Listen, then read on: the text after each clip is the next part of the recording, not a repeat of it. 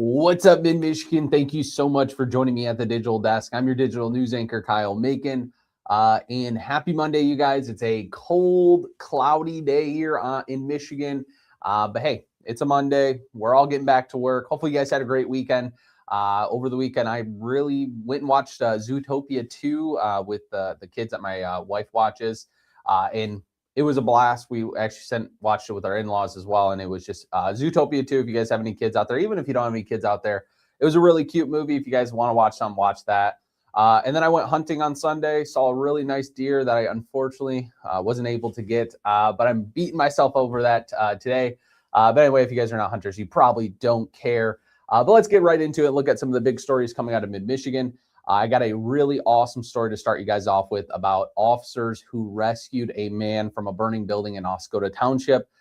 So hopefully we'll find out who those guys are, and I give them a good shout out because, like I said, there's nothing more I love than people helping others in our community. So let's get right into it and take a look at the big stories coming out of Mid-Michigan.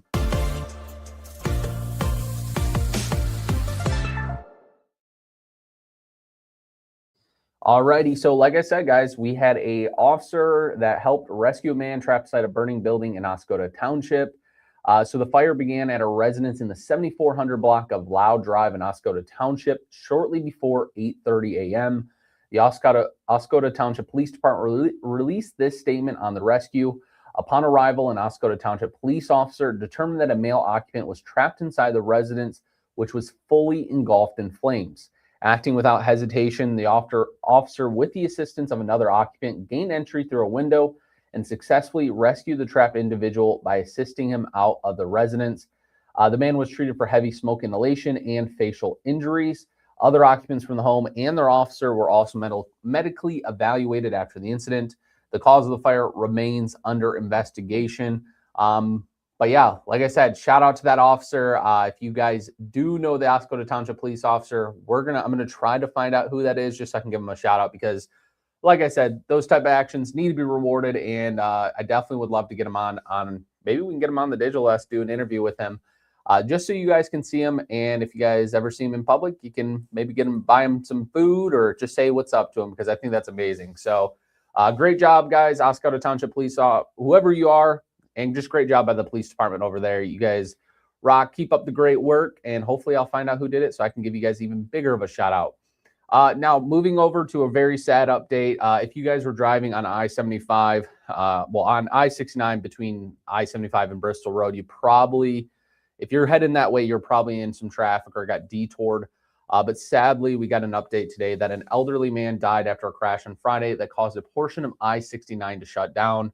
So on December 12th, 79-year-old Ronald Marshall was driving westbound on I-69 when he rear-ended a construction vehicle that was stopped partially in the roadway. Marshall was pronounced dead at the scene, and the people in the construction vehicle were uninjured, according to the Flint Township Police Department. The crash happened around 12:45 p.m., and westbound I-69 was shut down for several hours during the investigation. Anyone that witnessed that crash is asked to contact Detective Weber, and his number can be found right on our website, midmichigannow.com. Just a sad update. Like I said, just sad, that and anytime someone loses their life, especially, we know that the roadways are dangerous. Just always keep an eye out, guys. I mean, it's just sad. So my thoughts, prayers go out to the family, and just a sad story overall. And then moving over to a story that I did on Friday, and it actually seems like it's actually one of our #1 trending stories today. So I thought I would bring it up so you guys can learn a little bit more about it.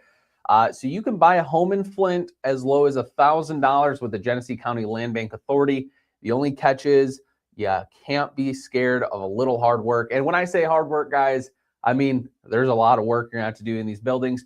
But if you're a first-time home buyer, right? So like they're trying to sell these buildings as low as possible. It's called the Ready for Rehab program. I'll actually show you guys some of the pictures of the home I actually went and looked at. But it's the Ready for Rehab program that sells vacant, foreclosed homes at a low cost. But like I said, a little hard work, you can turn it into your dream home. So they generally sell them between $1,000 and $3,000. I did see one that was up to $15,000, but obviously that's gonna be a little bit better condition. But the value of the property may be higher, but this is actually coming from Michael Freeman, the executive director of the Genesee County Land Bank Authority. Pretty much they just want you to put the money into the home. They want to see these homes get back on the tax roll, back into the neighborhoods, and people just living in the homes instead of just them sitting out vacant. So I actually got to visit a home that's actually on the list. So it is 222 West Baker Street in Flint, and it's being sold for $2,000. So the program is available for people that live both inside and outside of Flint.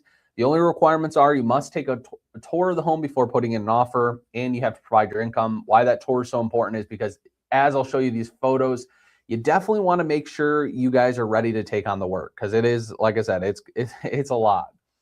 So the buildings on the Ready for Rehab program are sold as is and are often in rough conditions. However, inspectors with the Genesee County Land Bank go through, make sure that the bones of the house are pretty good. They're solid, so you're not going to have to worry about the foundations and stuff like that. But once those homes pass the inspection, will be added for the Ready for Rehab list, and those listings change every month. So you guys can actually click right here, and I'll actually show you guys it. But even if you don't see any of the houses that say if you go on there and you see in the portfolio there's a house you really like, you can actually make an offer on any of the properties they own. But yeah, while I got you guys here, I'm actually going to show you some of the homes that you guys could buy for pretty dang cheap. So here's the list of the Ready for Rehab program. So yeah, right here's $8,000, $1,500. Let me try to find the one I was at. Looks like it's not on here right now, but it was 222 West Baker Street in Flint. But as you can tell, like some of these homes, like it's got writing, so you're gonna have to replace all the siding on that one. Overgrown, roof might not be in the best shape, but it's still holding up. Like the frame of the house is still good. It's just, like I said, it's going to be a lot of work. And I want to show you guys the inside, because when I tell you guys, yeah, it is a lot of work. But like I said, if you have a construction background or have the money to put into the home, you could really make it something. But this was inside the home, so you can tell pretty rough condition. As you can there was trash. Pretty much you name it was in there. The whole side of the left side of the building was a little bit collapsed, or not collapsed in, but was broken in. Windows were cracked.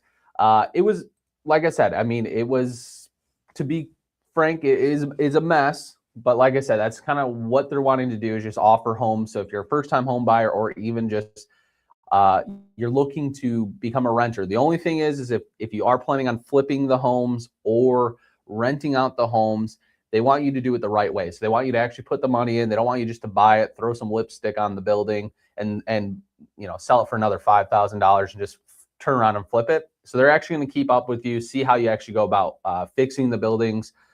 Because the biggest thing is they just don't want any people that are just going in there to make a buck. They want people that are going in there with the best interest at heart, which is getting people back into the homes and using some of the vacant buildings we have in Flint. But yeah, so that's pretty much that program. If you guys want to find out more, you can go right to our website, midmichigannow.com. And then coming up later tonight on Mid Michigan Now, I will be doing a day in the life with the Salvation Army. Last week I was with a bell ringer, Edward, who has been doing it for, I believe, 27 years. So I got to hang out with him for about 3 hours. And then I went over to their main location in downtown Flint to kind of get an inside look at their Christmas that they do. Their free Christmas they give out. So yeah, check out that. They'll be premiering tonight at 7:30 on our YouTube and Facebook, and I'll hop on right here at the desk to let you guys know about it. But of course, if there's anything crazy, I'll hop right on here and let you guys know about it. But anyway, hope you guys get through your Monday, and I'll see you guys when I see you.